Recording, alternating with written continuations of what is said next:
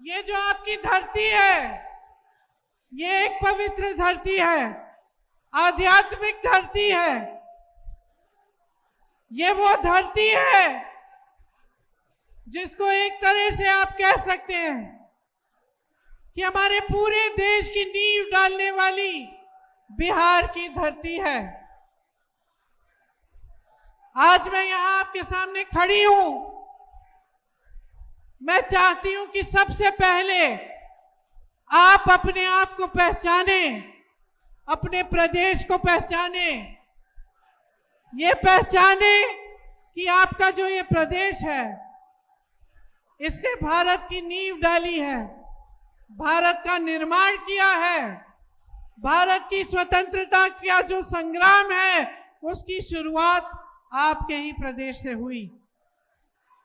आपके प्रदेश ने दुनिया को गौतम बुद्ध जी दिए। आपके प्रदेश ने महात्मा गांधी जी को प्रेरित किया कि यहां चंपारण से, बिहार के चंपारण से सत्याग्रह शुरू किया जाना चाहिए। आपके ही पूर्वजों ने इस देश की आजादी की लड़ाई लड़ी और एक वो भी समय था जब बिहार को देश का केंद्र माना जाता था, क्योंकि बिहार से बड़े बड़े अधिकारी, बड़े बड़े नेता, इस देश को चलाने वाले लोग यहां से आए थे। यहां की शिक्षा की व्यवस्था अव्वल मानी जाती थी।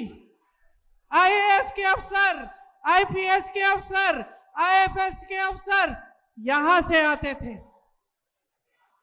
ये आपके प्रदेश की महानता थी कि यहां बड़े बड़े उद्योग लगे, यहां से व्यापार भी शुरू हुआ और हमारे देश की जो मजबूती है उसका केंद्र बिहार माना जाता था। आज भी बिहार के नागरिक इस देश भर में फैले हुए इस देश के निर्माण का काम कर रहे हैं। केरल से लेके कन्याकुमारी से लेके कश्मीर तक जहां जहां जाएंगे वहां पे आपको बिहार के नागरिक मिलेंगे। लेकिन आज आपके प्रदेश की परिस्थिति एकदम बदल गई है। आज आपकी ये परिस्थिति है कि देश के सबसे ज्यादा नौजवान यहां बिहार में हैं, लेकिन सबसे ज्यादा बेरोजगार भी बिहार में हैं। सारे नौजवान शिक्षित हैं। गरीब से गरीब परिवार का नौजवान हो, उसके माँ बाप ने संघर्ष करके किसी न किसी तरह उस बच्चे को पढ़ाया है, लिखाया है, लेकिन आज वो बेरोजगार है। आज आपके प्रदेश की परिस्थिति ये है कि शिक्षा की संस्थानें नई नई बन नहीं रही हैं, कि शिक्षा की व्यवस्था ठप है। आगे बच्चा अपने भविष्य को नहीं देख सकता।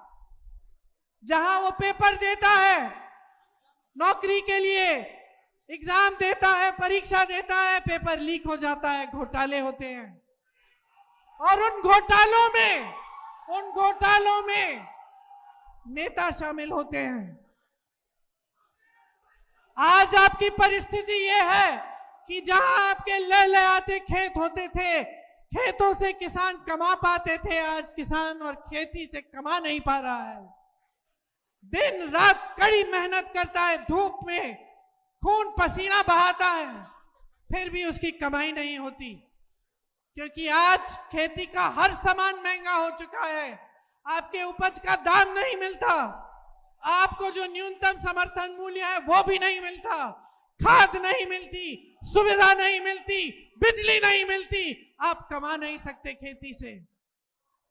आज बिहार की ये परिस्थिति है कि छोटे उद्योग जो एक समय में इस देश की रीढ़ की हड्डी थी, आज वो भी ठप हो गए हैं। कोई कोशिश करता है कि अपना छोटा सा बिजनेस बनाएगा, छोटी सी फैक्ट्री लगाएगा या छोटे दुकानदार हों, सब संकट में है, सब संघर्ष कर रहे हैं। जब बेटियों को पढ़ाने का समय आता है पीछे हटने लगते हैं, जब बच्चों को पाठशाला भेजना होता है, डर लगता है, घबराहट होती है। जब मौसम खराब होता है, घबराहट होती है कि घर में कुछ अगर पानी आने लग गया, मरम्मत करनी है तो कहां से करेंगे। जब कोई बीमार पड़ जाता है तो घबराहट होती है, डर लगता है कि इलाज कैसे कराएंगे, पैसे नहीं है। अस्पताल ले जाना है तो प्राइवेट में ले जाना पड़ेगा, प्राइवेट में बहुत पैसे लगेंगे। सरकार की तरफ से कोई सहायता नहीं है। मेरी बहन अपराध से जूझ रही है यहां। इनको डर लगता है कि घर के बाहर अगर जाना है, शाम को नहीं निकलता कोई, घर में रहना पड़ता है।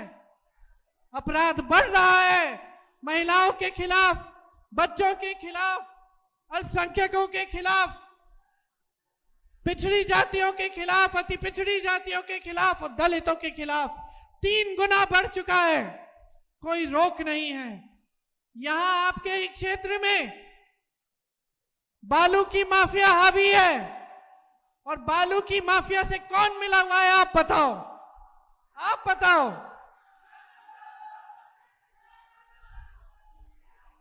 यहां से उप मुख्यमंत्री जी चुनाव लड़ रहे हैं, क्या किया है इन्होंने आपके लिए? आपको रोजगार दिया, आपको शिक्षा दी, आपको किसानों, यहाँ के किसानों की सहायता की। बाढ़ आती है तो सहायता मिलती है आपको। सिर्फ बालू बटोरने में व्यस्त है सारे। ये है आपकी असलियत।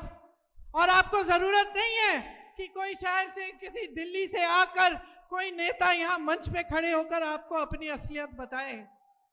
अगर यहां पे रोजगार मिलते तो यहां की आधी आबादी पलायन करके बड़े बड़े शहरों में नहीं जाती।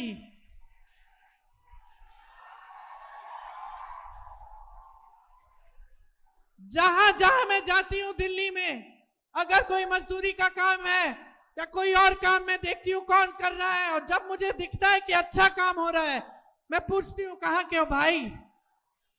जवाब क्या मिलता है, आप बताओ। आप बिहारी हो, आपको गर्व होना चाहिए आप पे, अपने आप पे।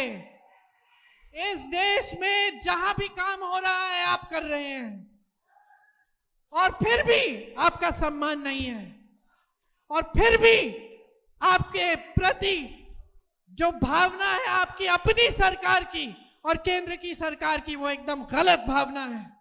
आपको आगे बढ़ाने के बजाय आपको पीछे ढकेल दिया। आपसे लेने का काम हो रहा है। आपकी जमीनें 1 रुपए के दाम में प्रधानमंत्री जी के बड़े बड़े उद्योगपति मित्रों को मिल रही है। आपको जमीन दी, आप लोन लेते हैं, आपके माता पिता लोन लेकर आपको पढ़ाते हैं। ये जो परीक्षा जिसमें घोटाले होते हैं, जिसमें पेपर लीक होती है, इसको देने के लिए कितना खर्चा होता है। ट्यूशन कराना पड़ता है, पैसे इकट्ठे करने पड़ते हैं। कोई किसान है, वो चाहता है अपना बेटा आगे बढ़े, अपनी बेटी आगे बढ़े, पैसे इकट्ठा करता है। माताएं काम करती हैं कि किसी न किसी तरह जुगाड़ करके अपनी बच्चियों को आगे बढ़ाएंगे। लोन लेते हैं, बच्ची की शादी करनी पड़ती है तो आपको लोन लेना पड़ता है, ब्याज देना पड़ता है, और ब्याज देते देते जीवन भर आप देते रहेंगे। आपके लोन माफ करने वाला कोई नहीं है।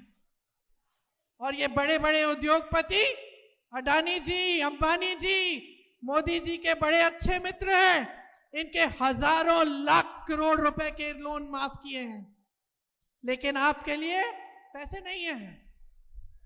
जितने बड़े बड़े उद्योग होते थे, जिससे आप लोगों को नौकरियां मिलती थी, जिन नौकरियों के लिए सब तड़पते थे कि हमें सरकारी नौकरी चाहिए ताकि हमें पेंशन मिले, सबसे पहले तो पेंशन रद्द कर दिया पुराना।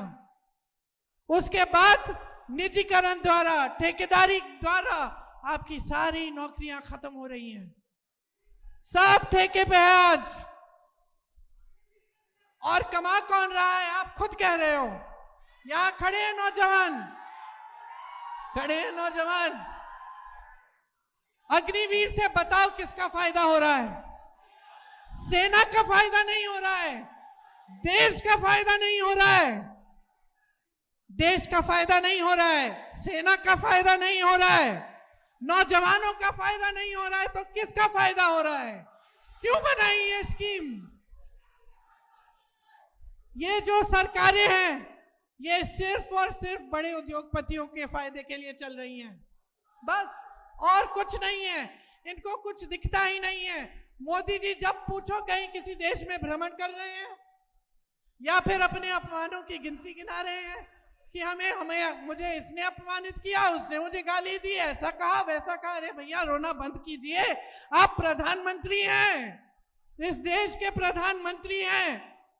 देश रो रहा है, नौजवान रो रहे हैं, नौकरी मांग रहे हैं, रोजगार मांग रहे हैं, शिक्षा मांग रहे हैं, किसान मदद मांग रहे हैं, और आप अपना रोना धोना कर रहे हैं। और ताज्जुब की बात है मेरे भाइयों और बहनों कि जैसे आपकी सुनवाई नहीं है आज के दिन, वैसे आपके जो मुख्यमंत्री हैं उनकी भी सुनवाई नहीं है। आज जो मुख्यमंत्री जी हैं उनकी केंद्र में कोई सुनवाई नहीं है। सरकार चल रही है, सिंगल इंजन से चल रही है, कोई डबल इंजन नहीं है, और ये सिंगल इंजन मोदी जी चला रहे हैं। जो निर्णय बिहार की जनता के हैं, जो संपत्ति बिहार की जनता की है, जो निर्णय बिहार के मुख्यमंत्री जी को लेने चाहिए, वो सब केंद्र में लिए जा रहे हैं, दिल्ली में लिए जा रहे हैं। आज बिहार की असलियत ये है मेरे भाइयों और बहनों।